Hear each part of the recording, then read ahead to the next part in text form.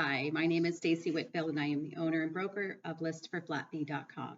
I put together this little short video to help you understand the service that I offer, the Flat Fee MLS, as well as maybe answer most of your questions that you have.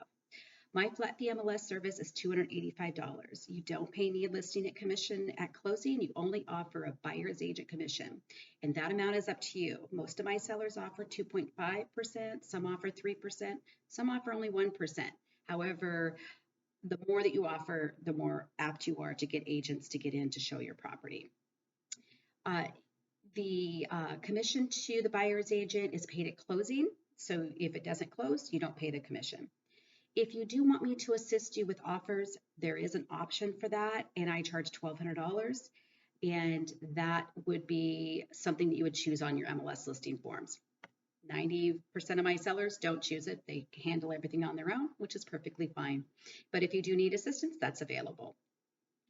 So how it works is I will email you the MLS listing forms and the agreement through DocuSign, and you will complete those forms electronically and sign them.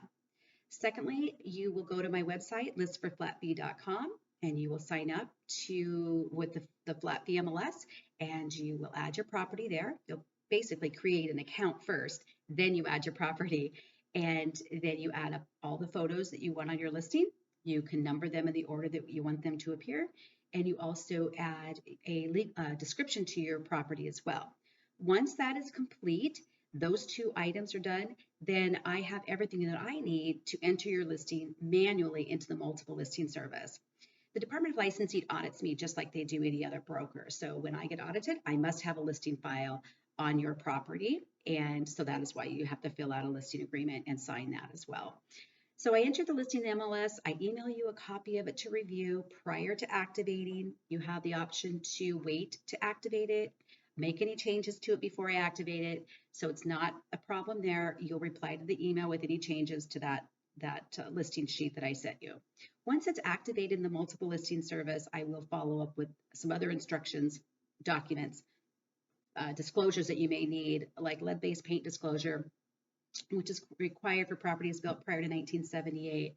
Your FIRTBA form, which is for foreign investors if you are a foreign investor, and need to pay taxes to the IRS because you are not a U.S. citizen. Anyway, you'll see that form. And then, let's see, I said your seller disclosure statement. There are some other forms too that are county specific, and I'll know if those are applicable when I get your listing, and I'll send those to you as well.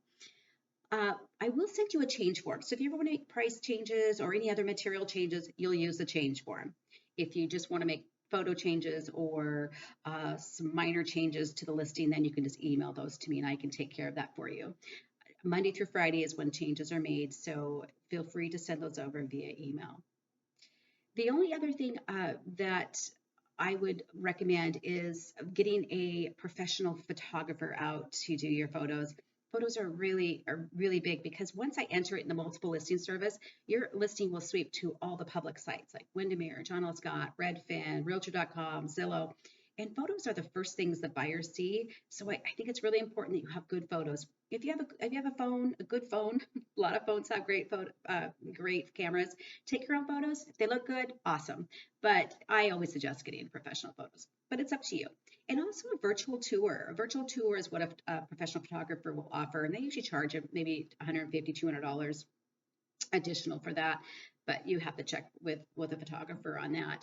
They will email me an MLS compliant link that I can place for you in that listing as well. And those are really valuable to buyers. In the multiple listing service, agents are going to read the instructions to show the property and for offers.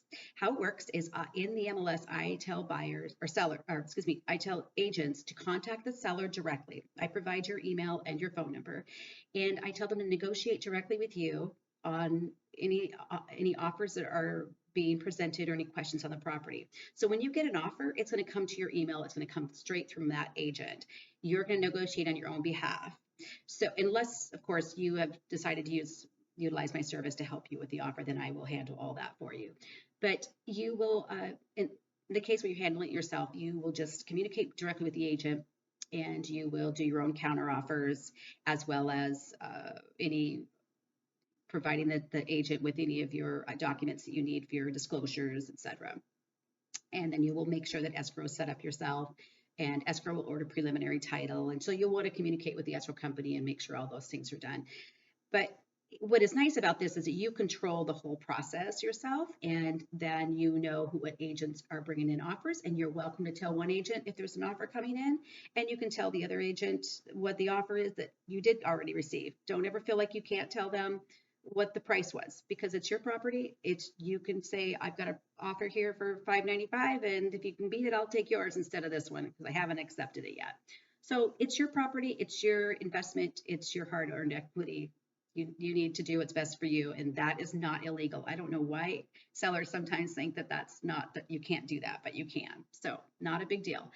Once you are getting in it, once you do get into contract with that buyer, then I will need the specifics of that. So you can email me the signed around purchase and sell agreement. Like I said, I'm audited just like all the other brokers, so I've got to maintain a file on your property and that sale. So what I do is I keep all that information in a folder, in my electronic folder, and I have to update the MLS listing within 1 business day of it being under contract. So you got to make sure that you notify me. If it's pending inspection, that's what I'll put it at. If they waive their inspection, then it's just pending. That's great. If you want it pending backups, meaning that you want to accept backup offers, you're encouraging people to make backup offers, then yes, go ahead and let me know that as well. And then also let me know when the inspection's completed. And of course, I need to know the day it closes. And if there's been any change to the terms, price, closing date, of course, or financing. And so then I close it out in the MLS. I close it out on my site as well for you. And then of course it drops off the websites and becomes a sold listing. So that's basically it with a flat fee MLS. It's not brain surgery. I think if you bought and sold a few houses yourself, and you can just read the documents and understand their content. If you don't feel comfortable doing that, again, like I said, I'd be happy to help. You can choose that on the MLS listing forms when I send them to you. Or if you have an attorney that you know or you want to use, you can have an attorney assist you as well. If you have any additional questions or want me to email you the MLS listing forms and agreement before you decide to make a commitment, then definitely just email me and I'd be happy to send them. I just need to know the property type and the county in which it's located. I cover most of the state. I also am a broker in Arizona and Hawaii. So if you have properties in those states, just let me know and I will take care of you there as well. Thank you for watching this video and have a great day.